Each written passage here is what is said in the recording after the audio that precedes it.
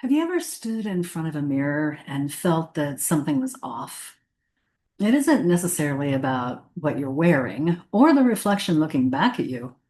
It's this subtle, nagging sensation that the outer appearance, the life that you've built, the goals that you're chasing, and the responsibilities you've taken on doesn't quite match the inner person that you're becoming. We often approach goals as if they're these off the rack purchases. We pick up a version of success, a promotion, a business venture, a lifestyle change, and we try to force ourselves into it. When we feel constricted, when the sleeves of our ambitions feel too tight, or the hem of our confidence drags on the floor, we blame our own capability. We think, I'm just not cut out for this. But more often than not, the issue isn't the size of your dream, it's the fit of your internal narrative. You haven't outgrown your life. You've simply outgrown the beliefs that you've been wearing to support it. To achieve success with effortless grace, you have to stop trying to shrink or stretch yourself to fit a predetermined pattern and start the work of tailoring your beliefs to your reality. Self-doubt is rarely a lack of ability. It's almost always a sign of mismatch to something structural within you. Because when you hold a vision of success that requires you to be confident and assertive and visible, but you're still wearing the old protective layers of I need to be perfect to feel safe, you're going to feel a pinch. And that pinch is the friction between where you want to go and the stories that you've stitched into your mind. Think of your subconscious beliefs as the lining of a jacket. It's the part that nobody sees, but it dictates how the piece hangs on your frame. And if the lining is bunched up or frayed or made of material that doesn't move with you, the entire look just fails. No matter how expensive the fabric of your goal might be, you don't need to discard your identity. You just need to edit the lining. You need to identify which beliefs were gifted to you. The ones you inherited from past experiences or well-meaning mentors that no longer serve your current silhouette. So, how do you begin to do this? How do you begin to align your beliefs with your goals? Well, you start by auditing your mental wardrobe. We spend so much time worrying about the fit of our productivity, but we rarely look at the underlying beliefs that support our daily movements.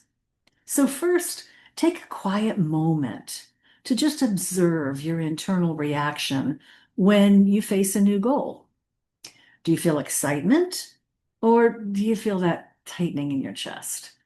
That physical sensation is your best indicator of an ill-fitting belief. If you notice a feeling of restriction, just ask yourself, what belief am I wearing right now that makes this goal feel so impossible? Perhaps it's the belief that you have to work to the point of exhaustion to be considered serious. Perhaps it's the belief that you're an imposter, simply waiting for the whole world to find you out. When you name these, then you can stop wearing them.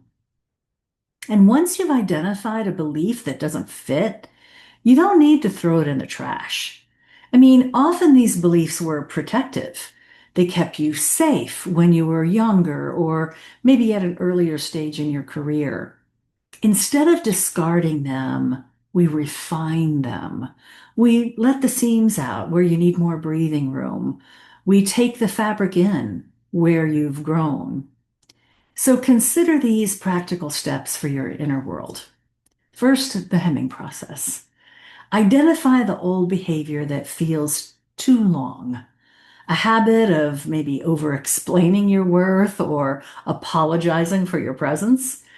Practice shortening these reactions. Just choose to stand in the quiet after you make a point rather than rushing to fill that silence. Next, let out the seams. Look for where you're feeling restricted. If you feel that you have to be the expert to take the next step, let the seam out of that perfectionism. Replace it with the belief that you are a capable learner. This change in phrasing allows for easier movement. Next, select better fabrics. We often choose beliefs based on harshness, self-criticism, deadlines, pressure, that kind of thing. So start choosing beliefs that offer you support and comfort. Ask yourself, what belief would make me feel more secure and steady as I pursue this goal? And the next thing I want to say is that we often mistake confidence for something loud or flashy or aggressive. We think that to achieve success, we need to put on a costume or some kind of bravado. But true confidence, the kind that allows you to move through challenges with grace, it's quiet. It's well fit. When your beliefs are aligned with your goals, you don't need to shout to be heard. You don't need to hustle to feel legitimate because you move with the ease of someone who knows exactly who they are and what they're capable of. You're no longer fighting the fabric of your own character to get where you want to go. This alignment is an ongoing process because just as our bodies change and the seasons turn, our inner world requires seasonal updates. You don't wear the same heavy coat in the summer, and you shouldn't carry the same heavy beliefs of your past into your current season of growth.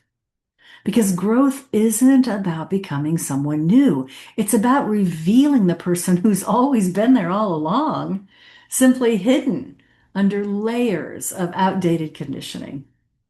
When you align your beliefs with your goals, success feels less like a steep, exhausting climb and more like a natural extension of your daily movement. So start today by paying attention to the fit. Where do you feel restricted? Where's the friction? Then give yourself permission to adjust, to tailor, and to refine because you have everything that you need to reach your goals. You do. You just need to ensure that your inner world is dressed to support your journey. Growth isn't dramatic, it's tailored. So let's restyle this together. I'm Roberta Fernandez, your mind stylist.